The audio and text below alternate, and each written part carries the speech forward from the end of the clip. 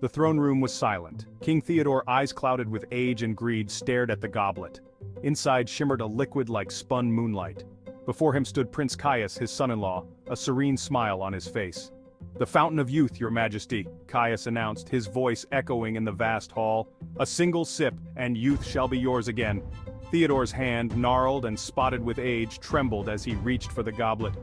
Years of ruling, of craving more, had taken their toll, but the fountain, a chance to reclaim his lost vigor, to rule for eternity.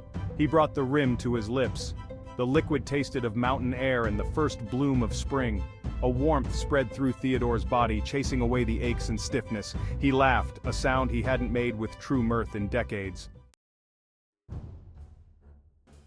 A blush returned to Theodore's cheeks, his wrinkles fading like lines drawn in the sand.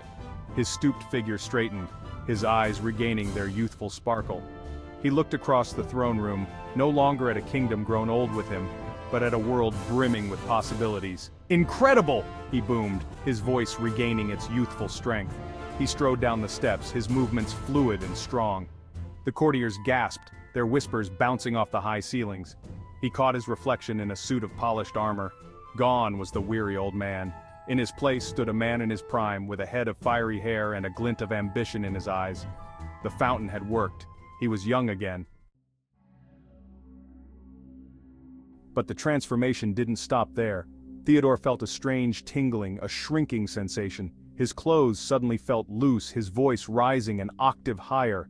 Panic flickered in his eyes as he saw his hands, now small and chubby, the hands of a child. The courtiers watched in horrified fascination as their king shrunk before their very eyes.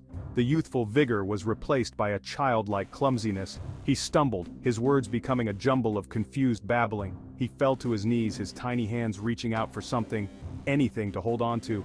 He was a boy now, then a toddler, his crown rolling away across the marble floor.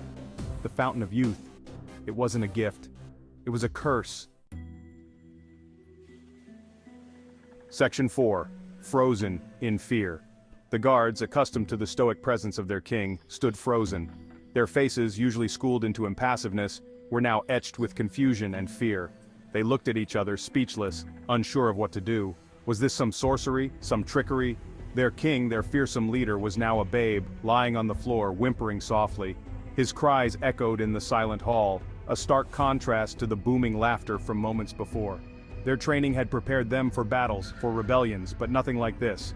They had sworn to protect their king, but how do you protect a king who was now but a helpless infant? Section 5. A second chance. Caius watched the scene unfold, a mixture of sadness and pity in his eyes. He knelt beside the now infant Theodore, gently scooping him up. The baby, his cries subsiding, looked up at him with wide, innocent eyes. "Fear not, little one," he murmured, cradling Theodore close. "You are safe now." He looked at his wife, Princess Lyra, who stood beside him, her face a mask of sorrow and resolve. "We will raise him," Lyra said, her voice firm despite the tremors in her heart. "We will teach him kindness, compassion, all the things he never learned." They would care for him not as their king but as their son, hoping to instill in him the wisdom and empathy that power had corrupted. Perhaps this strange twist of fate was a second chance for Theodore and for the kingdom he could one day rule.